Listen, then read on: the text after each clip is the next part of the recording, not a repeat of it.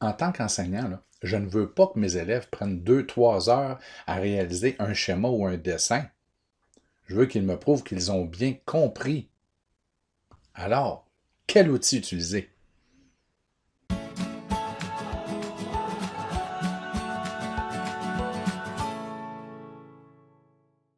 Je viens de voir avec mes élèves une notion très complexe et je veux maintenant valider s'ils ont bien compris avec une activité intéressante, ludique même.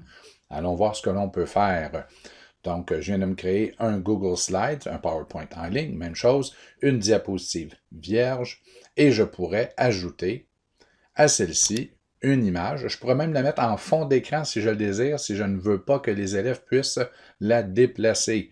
Mais allons-y tout simplement en tant qu'image. Donc, ils pourront la déplacer s'ils le veulent bien. Je pourrais choisir ici le cycle de l'eau. On devrait avoir de quoi, cycle de l'eau. On va se trouver un cycle, une représentation muette. Bon, regardons là. Pas sûr que c'est ma préférée, mais allons-y pareil. Ça va quand même faire un bel exemple. Et voilà, on a un cycle de l'eau. Et on pourrait demander aux élèves de tout simplement commenter celui-ci. Donc, il pourrait s'ajouter des boîtes de texte et commenter. Ou encore, s'ils préfèrent, ils pourraient choisir forme, légende et tiens, à 5 ici, et ajouter ce qu'ils veulent bien. Donc, et même chose pour les autres, ajouter des flèches. Donc, allons-y. Ajouter une flèche ici pour pointer et ajouter un élément de réponse. Donc, on ne veut pas que les élèves passent des heures à dessiner le cycle, mais bien de pouvoir commenter les différentes étapes.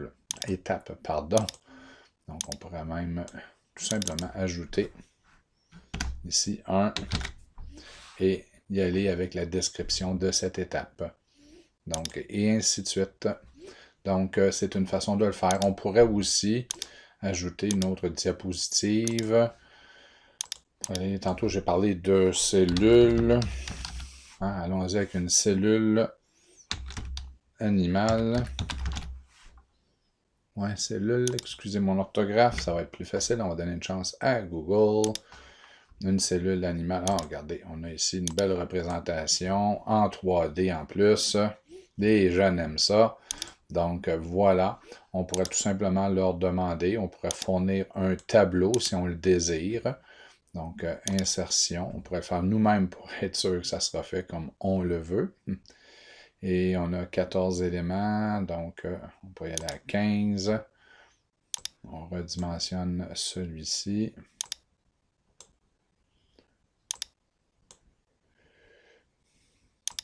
On va s'entendre que c'est un peu gros, là, mais allons-y. Donc, on pourrait insérer ici les éléments de réponse. On va encore le redimensionner, juste pour être sûr que ça rentre. Donc, on pourrait avoir 1, 2, 3, 4. Et nos élèves qui vont commenter.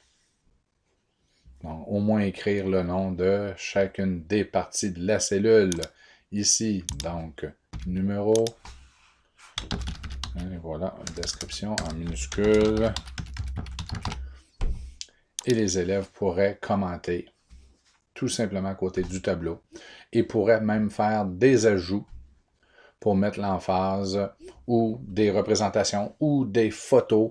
Donc, pour aller dans une cellule, ça va être plus difficile, là, mais si on retournait au fameux cycle de l'eau, pour ajouter des photographies, pour ajouter des diapositives s'il le désire. Donc, c'est relativement simple de procéder avec ce type d'exercice pour les élèves et l'élève, au besoin, peut redimensionner pour se donner plus d'espace pour pouvoir travailler s'il juge que c'est nécessaire.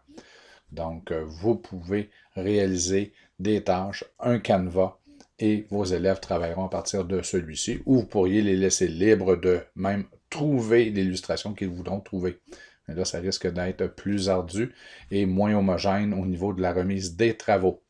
Donc, oui, il est possible. Vous pourriez faire exactement la même chose avec une photographie Ou vous pourriez demander aux élèves, donc si on y va avec forêt, donc photographie, bon, on va tout simplement écrire forêt boréale. Allons-y.